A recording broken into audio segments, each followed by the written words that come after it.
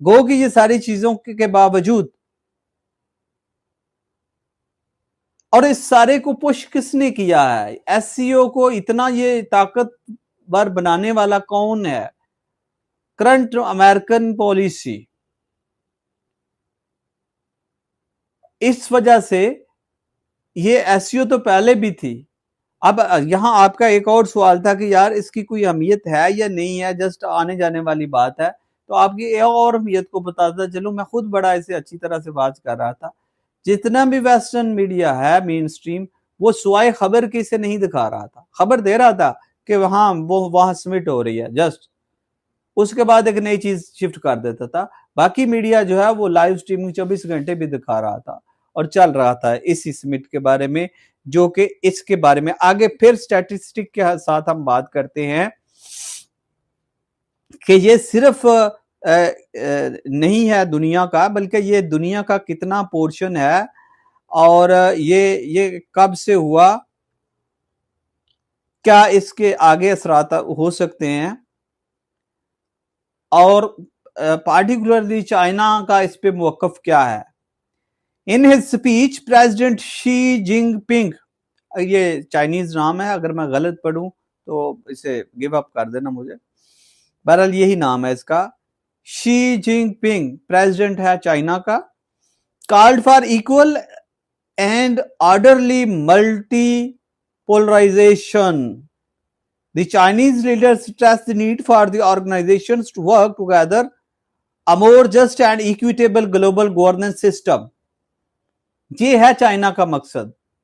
और अगर हम इस मकसद के पीछे जाएं तो अगर अगेन कोई भी चीज है या किसी चीज को हमने एडजस्ट करना है, देखना है, कसौटी पे देखना है, टच स्टोन देखना है, तो उसका हम पास्ट भी देखते हैं। तो चाइना ने क्या किया है, कभी किसी से डेलिब्रेट, जिन पंजाबी में कहते हैं बढ़ चढ़ के पंगा नहीं लिया। उसकी पॉलिसी बहुत स्मूथ है।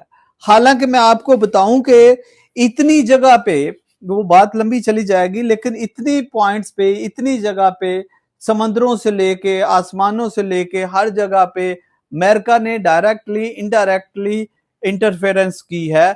इसको सिर्फ इश्तियाल दिलाने के लिए, इसे चेक करने के लिए। ताइवान के इशू को लेकर रोज बैठा होता है, ठीक। और वो मैंने पहले भी कहा कि चाइना अपना हक रखता है कि बेशक एक छोटा जजीरा है, 22 मिलियन उसकी आबादी है, मतलब है लाहौर प्लस कर लें, लेकिन लाहौर जितनी आबादी है, जजीरा है, तो चाइना से 100 किलोमीटर के फासले पे है। और वहां से वो कितना है, वो मतलब है बनता है ये 1400-1500, डिपेंड कर रहा है वाशिंगटन डीसी से, और वो यहां आके मदाखलत कर रहा है। तो उसे सेवरल टाइम ये प्रोवोकेशन के बावजूद भी चाइनी परसिस्टेंट रहे हैं। More just and equitable global governance systems and अर्ज ओरिजिनल लीडर्स टू शन।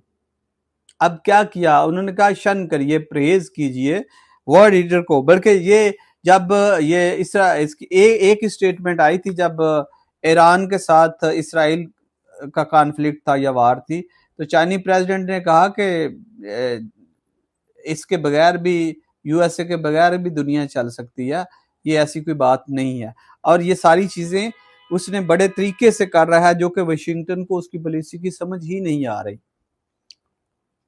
Toward a major just and equitable global governance and urges regional leaders to shun a cold war mentality. हाँ, एक cold war क्या होता है, वो कहते हैं जिनका ना दिल चो बुगज खत्म कर दो। मैं आपसे बगलगीर भी हो रहा हूं, मिल रहा हूं, लेकिन मैं अंदर से अपना कदूरत खत्म नहीं कर रहा। जहां मेरा दिल करता है मैं दा लगा देता हूं। कोल्ड वार एक्चुअल ऐसी वार होती है जो कि बज़ाहिरन तो नजर नहीं आ रही, लेकिन दुश्मनी होती है और कहीं ना कहीं एक दूसरे के लिए रुकावटें पैदा की जाती है। एक तो उसने कहा कि एक मुनासिब फोरम हो, सबके डिसीजन हो, और दूसरा कहा कि ये कम से कम आपस में कोल्ड वार जो है इसकी मेंटालिटी खत्म कर दे कि हमने इसको आगे नहीं बढ़ने देना और हमने इसको आगे नहीं बढ़ने देना, बल्कि इसको छोड़ दें और आगे चलें। दुनिया को तरक्की की जरूरत है।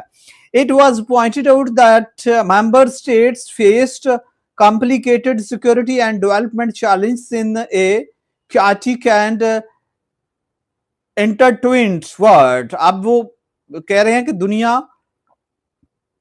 इस वक्त जो है बहुत से चैलेंजिंग है, सिक्योरिटी चैलेंजिंग है और ये chaotic की सूरत हाल है, बदअमनी, अफरा तफरी। These remarks set the tone of the conference। ये थे बेसिकली उसका जो एजेंडा है।